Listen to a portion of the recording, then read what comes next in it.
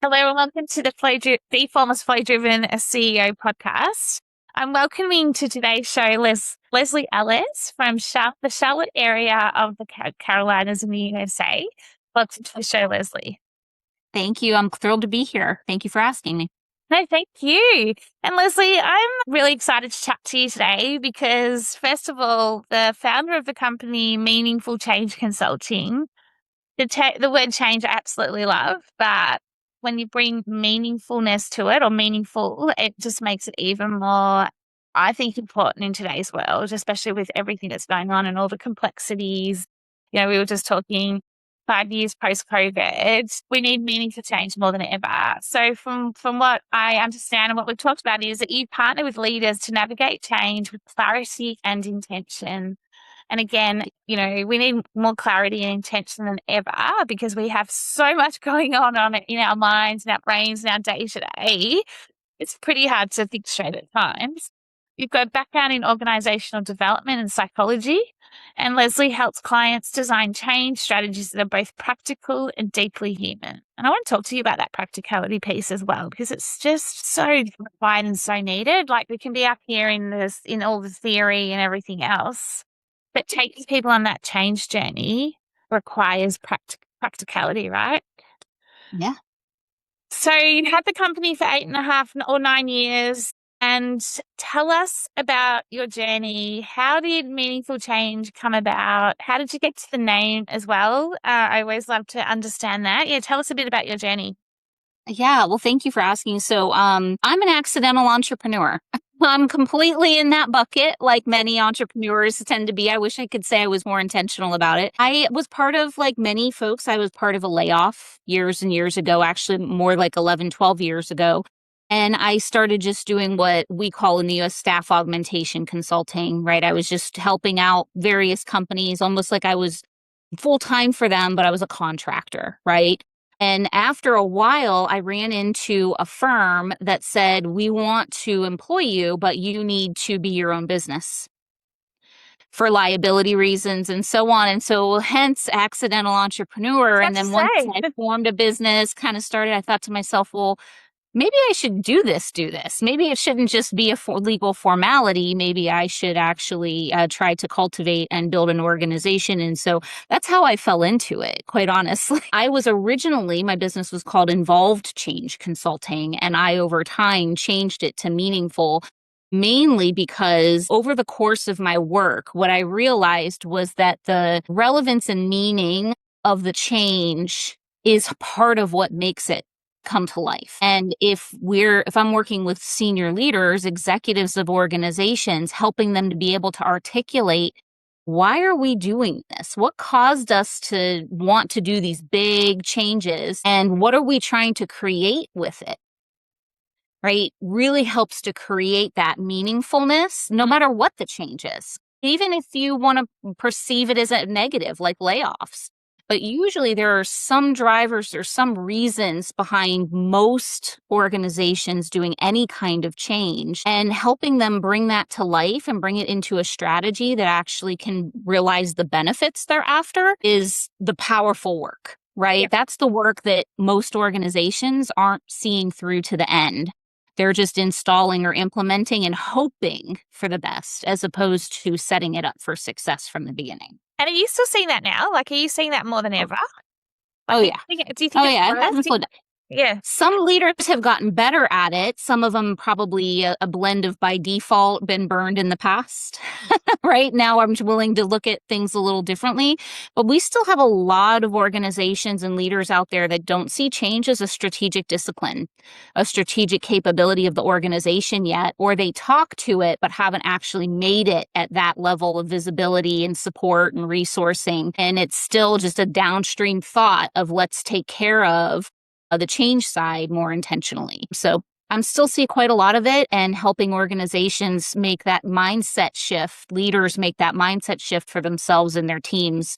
There's still plenty of work out there, and any leaders that are looking for it, we're happy to help. Yeah, it's interesting, isn't it? Because even through my own experience when I was back in corporate, it was death by PowerPoint. Like the change was being done through a PowerPoint. And I want to talk to you a bit about this because you can have the best plan in place in a PowerPoint document. And then it's almost like, ta-da, it's done. It's like, no, it's not. And, then it's called a transformation or whatever. And it's almost like, cringe. I know, right? Cringe, totally right. And the PowerPoint's done. And then it's almost like, okay, and it's like the PowerPoint is magically going to become the leader or become the orchestrator of the change. Yeah. And it just doesn't happen that way. And I think it's just, for me, it's reality, right? It's like, like it just doesn't happen that way. It requires champions of change. It requires, not just a leader, but people, the whole total environment involved, or people, to become part of that change. Do you quite often see a lot of documents with all the change? All the time. Well, so let's talk a little bit about it, right? There's still a lot of organizations and leaders in particular who believe that a good project plan, getting from point A to point B in almost a beautiful straight line, is going to be what gets them success. But the reality is that, listen, and I'm not knocking our project management and program management peers. Okay. They are necessary. We need them. They make our lives easier too. But the reality is that project plan manages tasks and timelines. It doesn't manage all of the human dynamics, all of the alignment needs, how we're going to handle the strategic tension. It doesn't handle the conflict, all the things that tend to arise, especially with truly transformational or large scale complex changes. And so plans create emotion, but it's not necessarily progress towards the benefits that you want to see. You need the people for that. And it needs more alignment work than what a project plan is going to usually incorporate. And so, execution on paper doesn't necessarily, or paper or PowerPoint in this case, doesn't necessarily equal the success and execution in reality. So there's, perfect plans, but if we don't do the human dynamic side, the psychology side, all of the pieces that I mentioned, it's just paper. It's just paperwork, and it just looks really good on paper. And then we wonder why we can't follow it and stick with it, because the nature of transformation is not a straight line. It's not. Oh yeah, I call it non-linear. It's always non-linear. Yeah. For me. It's never A to B. There's always stuff that happens. What do you, in terms of your alignment, what are you seeing in leaders and when they're not aligned? Like, do you have that ability? And you've obviously got a psychology background, so I'm sure you do. But can you walk into an organization and already, like, within minutes, of talking to them, pick's the wrong word, but like almost kind of know exactly know high level what's going on, like in terms of, it's a psychology game in a way, right? Where you're understanding people dynamics, personalities, and quite often, you'll go in, I know this, and I go in and the leader's like, oh, it's this, it's that. And then I'm like, oh, we've got to start with you first. But it's a real delicate dance of how you then, you can't just say to the leader, it's you, because the leader's like, it's everything else, and this is why nothing's changing, sort of thing. Like, I always find that super fascinating. And I've been that myself at times as a leader, like where I've just thought it was everything else, but actually alignment starts from within, from the inside. What's your thoughts on that? Yeah. So completely aligned, use the word alignment, aligned with you on that change happens from the inside out, right? So we have our mindset on the personal level. We have then our behavior that tends to follow what comes out of our mouth, what we choose to do, which we call that action, right? So whatever you're thinking, then whatever actions you take with your behavior afterwards. And so if what you're thinking and what you're doing as a behavior after doesn't necessarily is not consistent, right? But we can't see what's in people's minds. Usually what they say tells you what's in their minds, but we need their level of alignment through their behavior in corporations. We have to usually start by tackling their mindset and shifting that first. And then at the collective level, which is culture, right? It's the same thing, but we have to start with the individual in order to influence the collective. And usually we have to start with the senior leaders, because if we're seeing significant misalignment or chaos or conflict in an organization, especially around when they're trying to do large transformational change, there's a need to do what we call a reset, right? And revisiting, where is everybody really at? And are they are they trying to gain agreement, or are we trying to get them aligned so that they can move forward together? Because not everybody has to agree, right? And there's a myth around everybody has to agree for us to be aligned. That isn't the case. And so shifting some of that mindset about the definition of what we're trying to achieve together can make a huge difference. Yeah, I agree. And I think it's about, I call it the shared clear goal. Like, what's your shared clear goal, right? Like, in terms of understanding that from the outset. It's not that you necessarily have to all agree, but having a shared clear goal, having that guiding light, if you like, so that when things go off track, or, when things aren't happening the way they should be, let's go back to the shared clear goal. What's going on, guys? Like, what's happening here that's preventing us from moving forward, from that meaningful change, that meaningful momentum? And I think that we quite often get caught, stuck in not framing the goal up front and having everyone, input into it from a team perspective. I think that's super important as well. What about you? Like, if you're working with, like, you're in change, right? And it can be at times taxing. It can be, when you've got a really intense project or intense client, how do you ensure that your mindset and your clarity and your alignment stays intact also, so that you can be going in with that fresh perspective? Because transformation and change can be exhilarating, but it also can be exhausting and draining when you're right in it and you're in that real, friction, tension point. Yeah. How do It's you? a great question. So I have my own morning rituals, which I encourage everybody to have, right? I actually have my own success mindset coach, right? To help me with maintaining the appropriate mindset of being a business owner, helping clients where my boundaries are and where they aren't, right? And continuing to refine, because it's definitely a journey, not a destination. But it's a constant piece of work that I can't even say I'm perfect at it, but at least 5 out of 7 days a week, I have certain morning rituals, includes mantras, includes breathing. It includes certain things that make sure that I'm grounded and ready and present for whatever I have to do that day. What are my stakes in the ground at certain meetings that I'm going to be in? What are my outcomes is another way of saying it. What am I going for, and staying anchored to them? And if getting off course, how do I course correct that in the moment? So there's a lot of intentionality that goes into, especially my heaviest days, of what am I trying to achieve here? What am I trying to support? Who do I need to be for my clients today? By meeting some days, right? If I have a lot of them. And so there's that work. And then there's also just work of taking care of myself. Listen, I'm going to be the first one to tell you that I love my facials and I love taking care of my hands, pedicures, manicures. Like, I love that stuff, but that's the kinds of things that I need to make myself feel better for showing up at my best with others too. So, everybody has different things. I might go get a pedi today, actually. Not pedi, See? a mani today, because you've just reminded me I need that. And I'm thinking maybe something I need, like, just to go and see. I can take my dog there. He just sleeps on my lap it's the most present. I just sit there and almost shut my eyes and want to fall asleep. So I love that you're calling that out. It's such it's real. We all have our things, right? We all have our things that revive us, help us recover, help us show up at our best. And so I have mentors in my life who really support the concept of nobody is going to take care of you but you.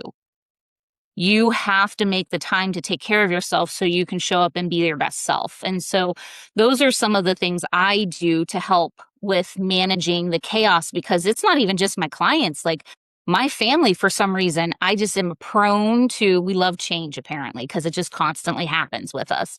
So we have tons of change that goes on personally. And at the same time, I'm helping others through change. And so it's almost always a constant. So that taking care of self and setting yourself up for success for a given day or a time frame or a set of meetings is really, really important to be grounded and present and able to give your best to whoever you're expected to support. I think the world we're in right now, and I'm going to switch it up again, but I think the world we're in now is just a constant change, right? And the fact that you're completely aware of it, you're living and breathing it, family work, life work. I think that for me is the aha, like, in terms of, like, the more we try and control things, the more we try and resist the change, the more we try and just, like, almost ignore it at times. It's like, this is it. So how do I then, And it's how do not I then, slowing down. no, how do I flow through this? How do I, like, there's going to be days when you are in just utter chaos or you're surviving and then the next moment you're thriving. So back to your point around self-care, being your best self, it's critical. It's critical as a leader, you know, as a partner, as a parent, like whatever you are, it's critical, right? So I think it's super important, which takes me to when you booked in for the pod, I asked the question around what's one unique insight or experience around life leadership and or business. And you said leadership is easiest when knowing how to handle change. Can you talk to me a bit about that? Because yeah, I'm happy to. So the reality is, and I don't know if anybody's seeing the global disruption survey. I think it came out last year from Accenture, if my memory serves. You know, that we went up from the prior 5 years at 4% level of disruption and change to 200% the next 5 years. Like, huge jump. And I'm going to promise you, we probably didn't slow down much, no. right? Even with this next 5 that we're working on. So the reality is that the old mindset of change as an event is pretty much outdated. I still go into some companies and I hear language of, well, our employees, we promise them a break from change, but we can't give it to them. Why would you promise them something like that? Right? Because the reality now is that is no longer a thing. Change is constant. It is overlapping. We can only look to work with it and try to pace and sequence it and prioritize it and resource it accordingly and be as attentive and intentional with it as we can be. Yeah. The reality is, especially in the corporate world too, it's not going to slow down. And so we need to stop lying to ourselves and maybe even to our employees that change is going to pause, that we're going to give everybody a break and do no change. The reality is I don't think that that's a real thing anymore. I have yet to see it. And executives, CEOs, they are breaking their promises to their employees by promising it, but then never being able to slow down the change because they have to remain relevant.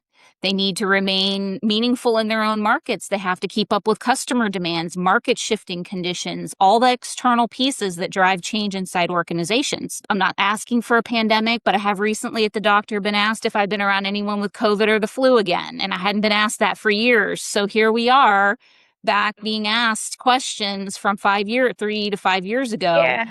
So I mean, it's going to continue to shift. And so I think we need to adjust our own mindsets as leaders. And we need to realize that change is now a skill set and a strategic discipline for ourselves as individuals and our organizations. It is no longer an afterthought. It's no longer a downstream process that we choose to do after we make a decision. This is now our lives and how we have to operate to be successful. Yeah, it's interesting you say that because even when I think about it, it's just popped into my head. Like when you think about strategy and, you know, business strategy, plan on page, what I like to call it, you know, we always have the vision and the mission, right? It's like, what's the transformative purpose for me? Like in terms of like, because, you know, things change, like the strategy changes, like it's almost that constant pivoting. It's the ability to, you know, be adaptable and flexible. And I think quite often I think because COVID did uproot us all and we almost want to go back to what was pre-COVID. That doesn't exist anymore. And I still think certain leaders, certain businesses want it to go back. And then you've got AI that's come in full tilt. And this year in particular, it's just like wild. Like it's exciting, but it's also scary in some aspects and all of that. And so for me, it's just like having the ability to constantly be taking stock, not just, like you say, looking at change like an event. How do you bring that into then your working rhythm, your leadership rhythm, so that you're constantly checking yourself as a leader, checking yourself as like an organization, as a team. And that requires the pause, right? And the power of the pause. And been talking a lot about that lately. And I'm keen to get your thoughts on this because everything is so fast. We're working constantly if we wanted to, which obviously leads to then burn all the things. But there's this unique ability to, as a leader, I think, to have this ability to just pause amongst all the chaos and have the ability to be able to just sit and look at everything and be strategic on what's next versus this reactivity, because that's where we get caught up as well. Like, what's your thoughts on that? And are you seeing that? Like, are you seeing businesses or leaders, because I see quite often it's resist. I can't pause. I can't do this because, and I used to do it. I used to do it like, oh my God, if I stop, everything's going to fall apart. But it's like, no, it doesn't. Oh, it's so true. I mean, listen, we all add a ton of value, but all of us, we can pause and we can take the time to step back and say, honestly, what do I really want and what do I need in order to be successful? Right? Or whatever success means for you, because we all have different definitions as individuals, as corporations, as a whole. So, what does it mean and how do I achieve the best results possible? And so everybody does have to, we also call it in the middle of transformational change, don't be afraid of the reset, right? As I mentioned earlier, because that's essentially we agree to pause for a minute, regather our bearings, and figure out, did anything shift that we need to realign to in our change strategy of what we're trying to achieve here, and take that time to make sure we realign ourselves, we reorient ourselves to what we are needed. It's the same concept with it, like me sharing what I do most mornings before I have especially busy days at work of, okay, I have to get myself grounded and centered. So let me pause this morning and let me intentionally look at my day and say, who do I need to be in all of these sections of my day? How do I need to show up? What do I want? And so on. Because sometimes what I want also means I have to move some meetings around, right? I mean, there's some real realities. We don't, as a whole, and honestly, probably as a lot of humans across the world, don't pause or reset often enough to say, hey, what was really needed here to achieve whatever it is that I'm after.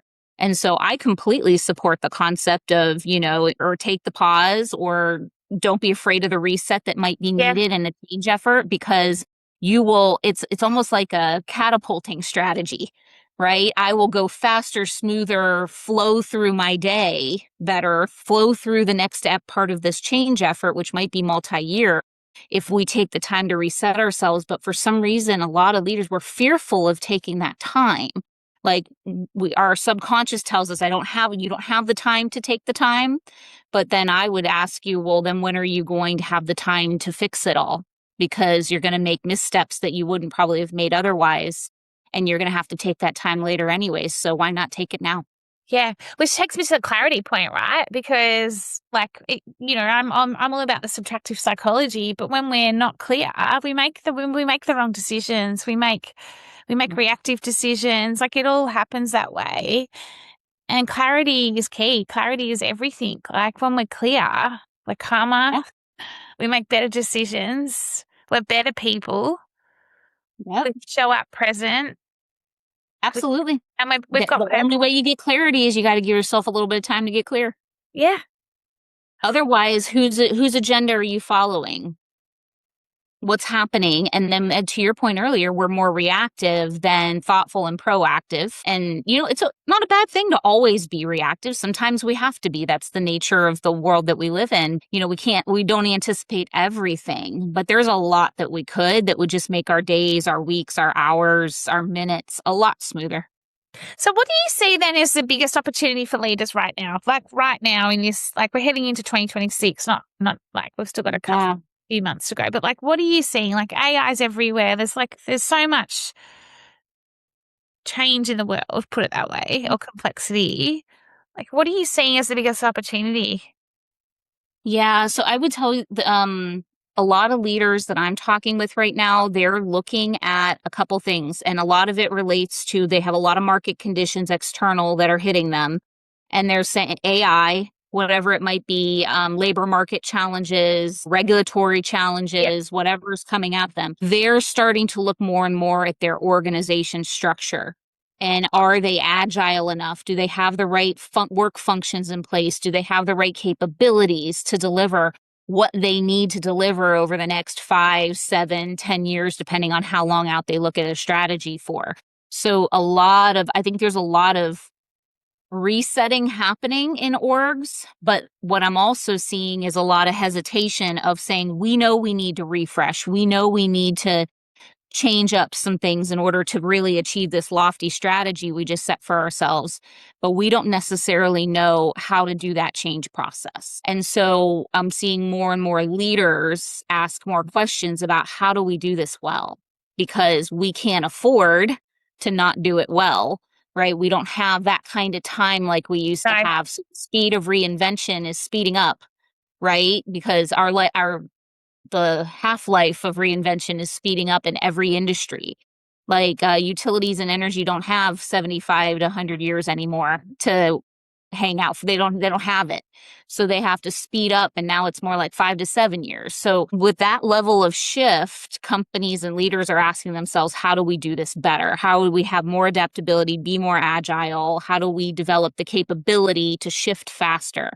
So that's a lot of what we're seeing is that boost in the focus of how to reinvent, how to be more adaptable in Mm. order to achieve our objectives and respond to the constant changes that are happening around us. And I may have asked this question, but I do want to focus a little bit on it for a second. But why do you think then?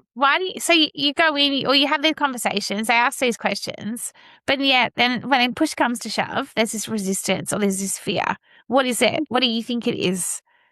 Do you think it's fear of like that they may be out of a job eventually if they put these structures in place? Like I'm always this is the bit that I always go really deep on with my clients in terms of just really getting into what is the fear, what is the resistance, what is stopping you.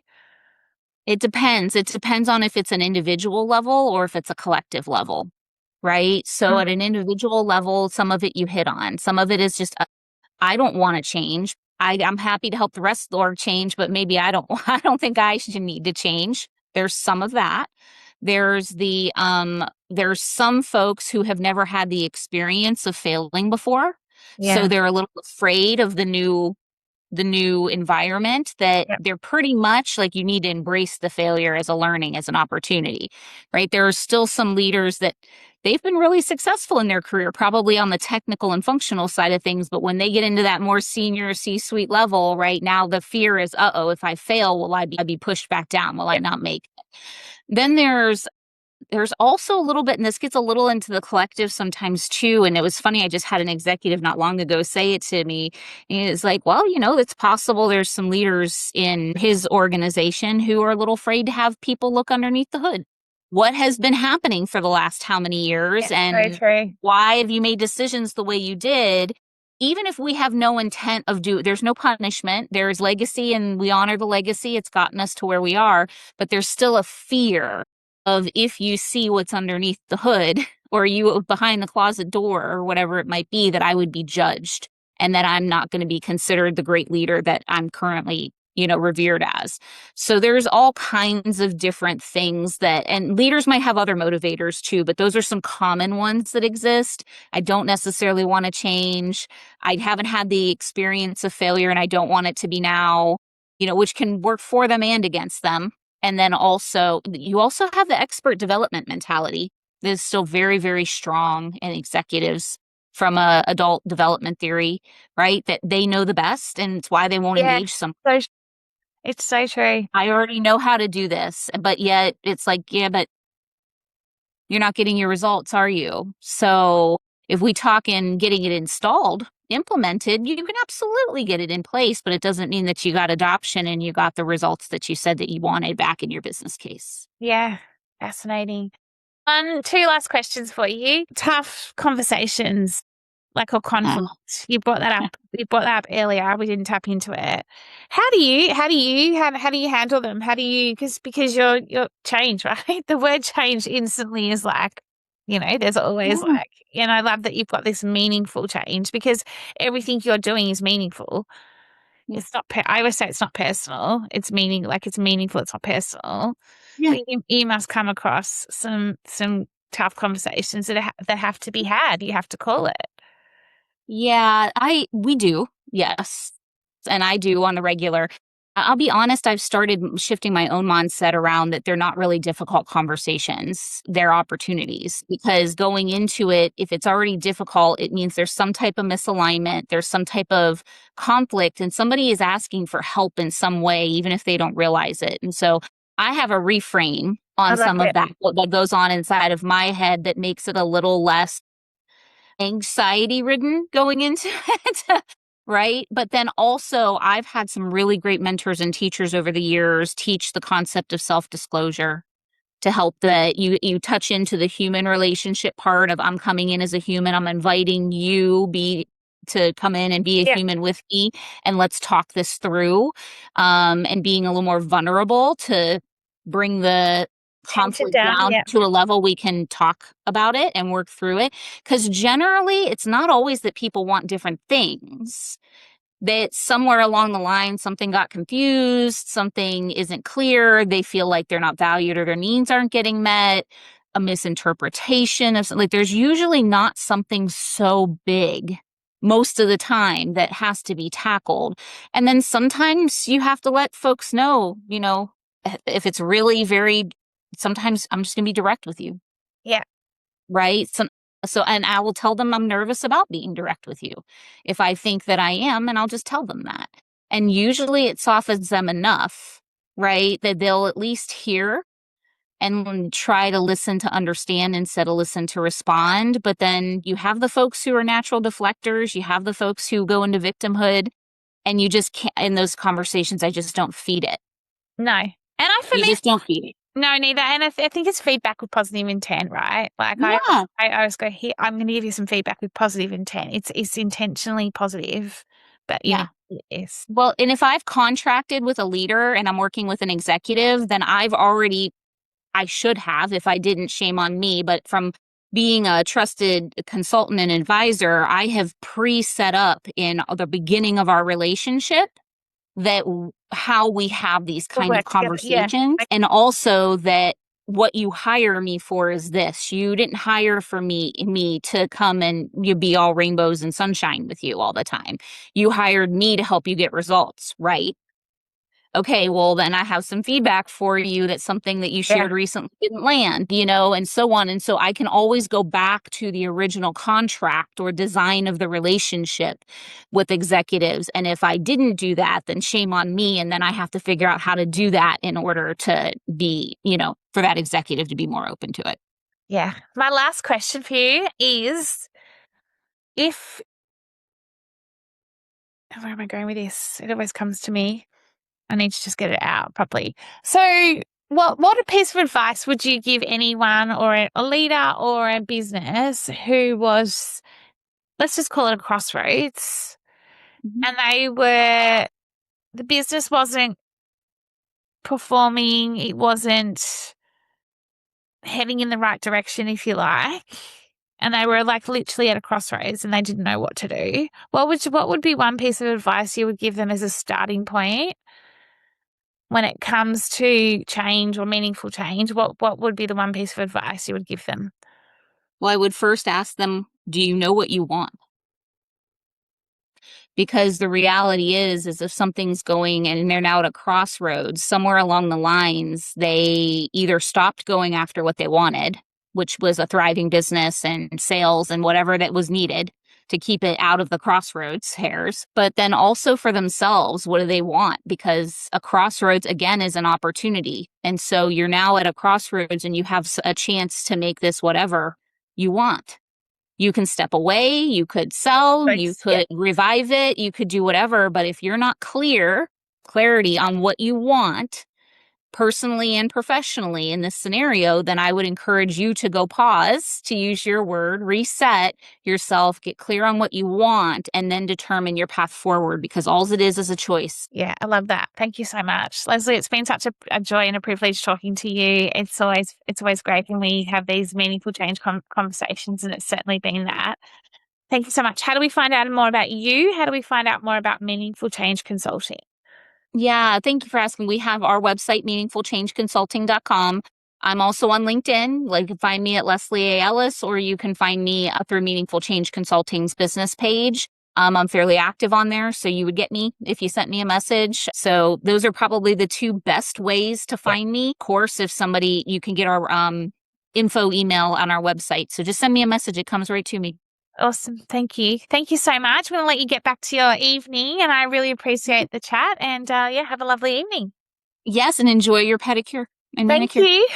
You're I welcome. will. I don't know what color I'm going to get. I'm thinking, I don't know. I need to think about that, but color's Uh, a thing for me. So yeah, but I'm absolutely going to do that today. When Love you it. asked me earlier, what are you doing for the rest of the day? I'm getting I that now. love that. Enjoy, and you have your stress relief with your dog on your lap. So Yeah. you've got it Yeah. all in one package. I love Thank you it. so much. Thank you. Take care. Bye.